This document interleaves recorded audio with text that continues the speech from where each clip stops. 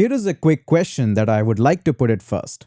What does it come to your mind when I say Orkut, Yahoo, and BlackBerry? I know exactly what comes to your mind. At one point of time, these companies were too big to fail, invincible. But we have all witnessed that these companies are no longer that much relative as they were at one point of time. Let me add a little bit more. At one point of time, you thought that Facebook is the ultimate social network, and then Instagram came, and now we are into the era of vertical videos. Things do change. No company is that big that it cannot fail or cannot fall down. And when the big giant fall down, it makes a lot of noise. Hey there everyone, Hitesh here, back again with another video. And in this video, I would like to present my thoughts on the ChatGPT and everything that's happening in the world of AI.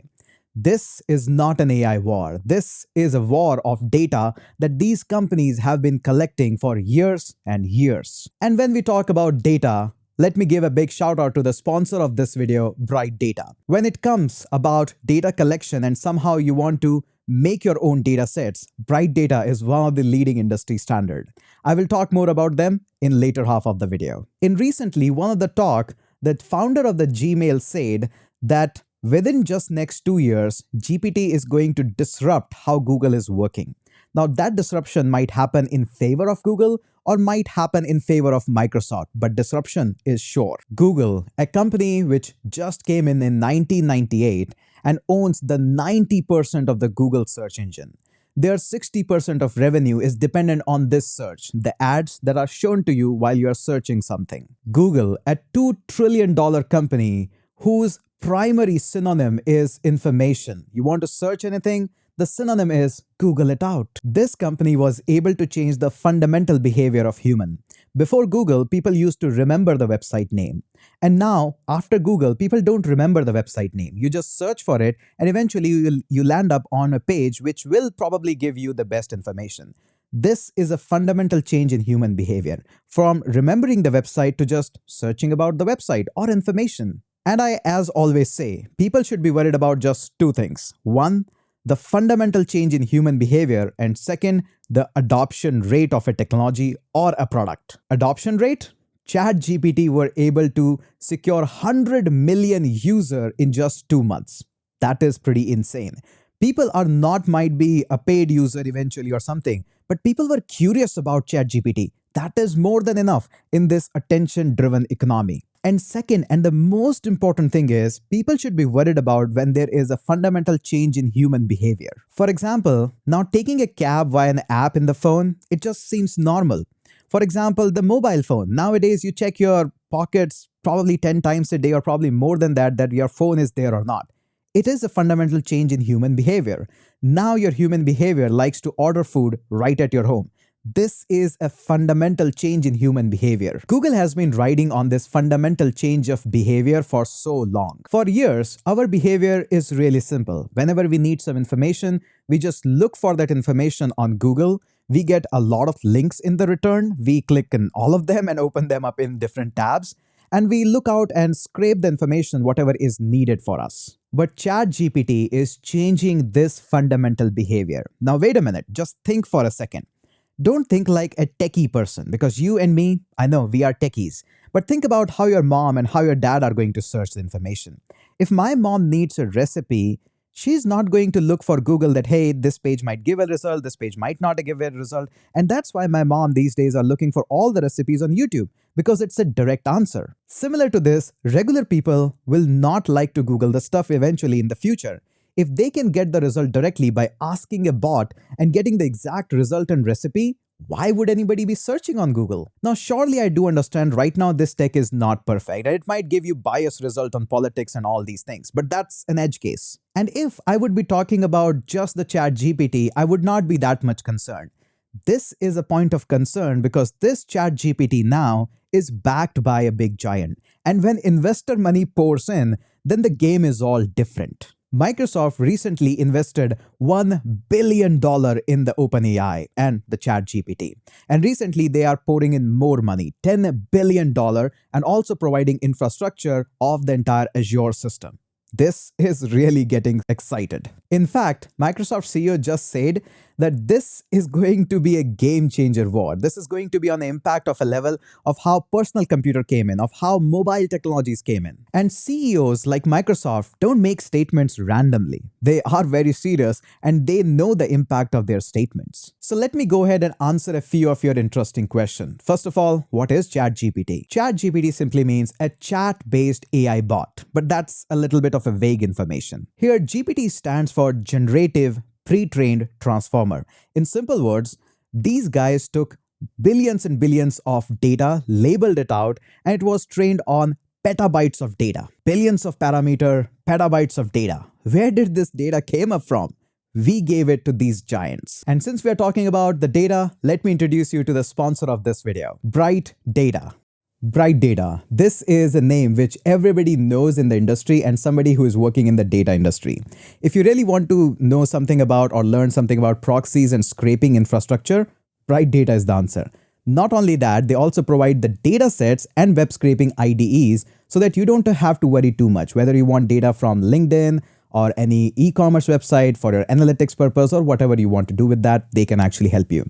One of their product is this proxy product, one of the interesting one. If you create an account here, you can simply click on setting and you can get $100 of the credit to just try them out. So go ahead and make an account. The link is in the description.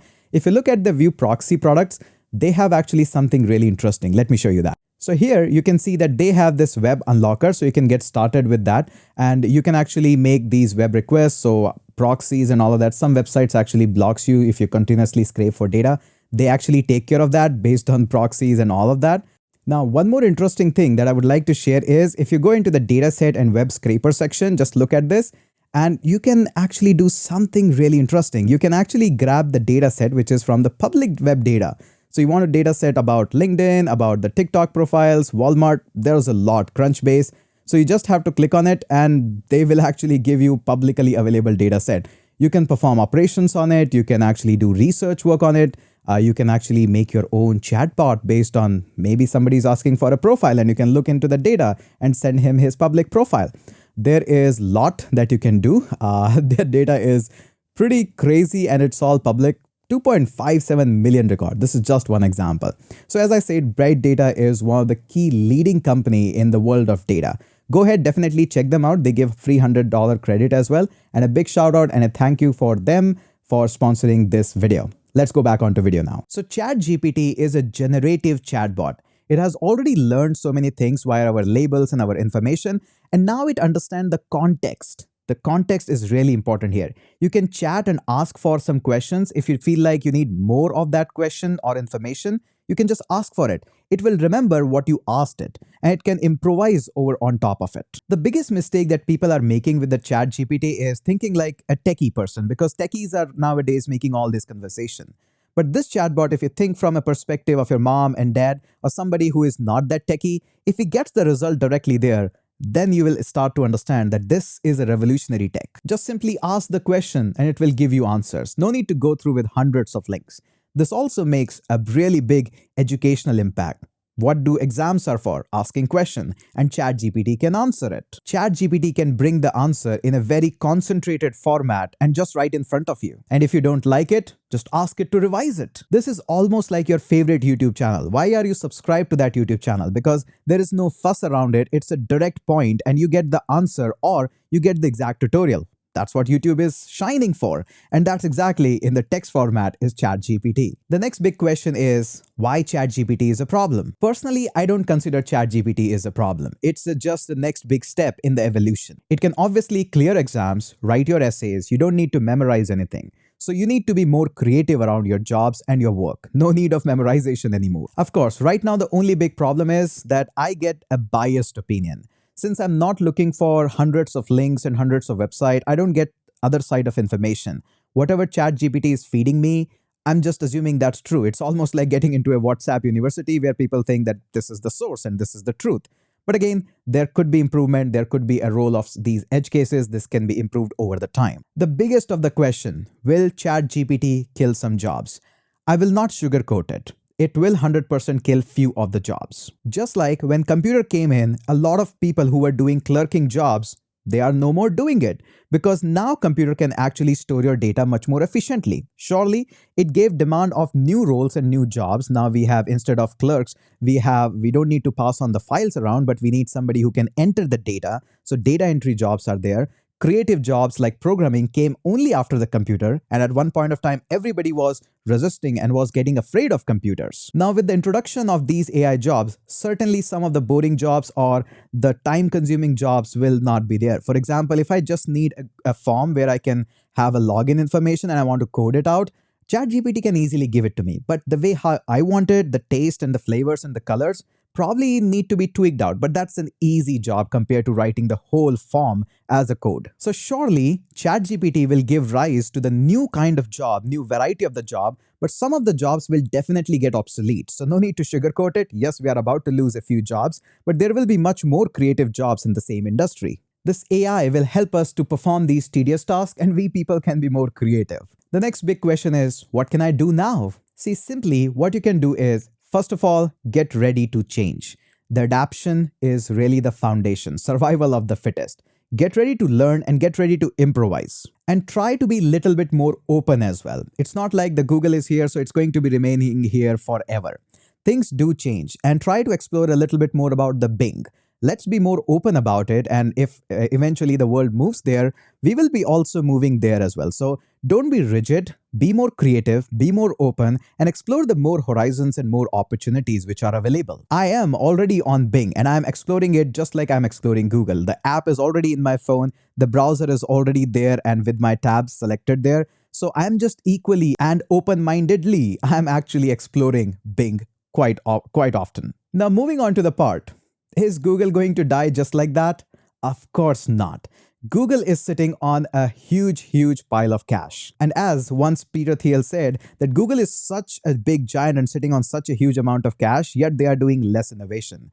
Now, pressure is on Google. So in pressure, always diamonds are created. The same is going to happen with the Google as well. In this pressure, they will be moving more aggressively towards AI. They might win the race, they might lose the race, but somebody is kicking their butt. Of course, how can I forget that Google recently rolled out Brad as their reply to ChatGPT, which was not at all a good one. This felt like almost like a startup doing something because their competitor did a really great thing, and it didn't work out for them. Surely that is a hiccup, but this is Google we are talking about. Google is known for experimenting, dying down the technologies and creating new ones all the time. This is world's most interesting time to be alive. I easily remember that when the mobile phones were creating, I witnessed it myself. And this was revolutionary. Seeing people that don't have any mobile devices now don't go anywhere, even in their bathrooms, without mobile phones. And now we are moving into another phase of AI. I think this is the best time to see how the world is transforming. I know this video was a little bit longer, but this was a full take on what is happening right now, giving you a full update with the realistic ground, no sugarcoating. If you have enjoyed this, let me know in the comment section, should I make more these kinds of videos? If you have enjoyed this, hit that subscribe as well. And I'm surely going to catch you up in the next video.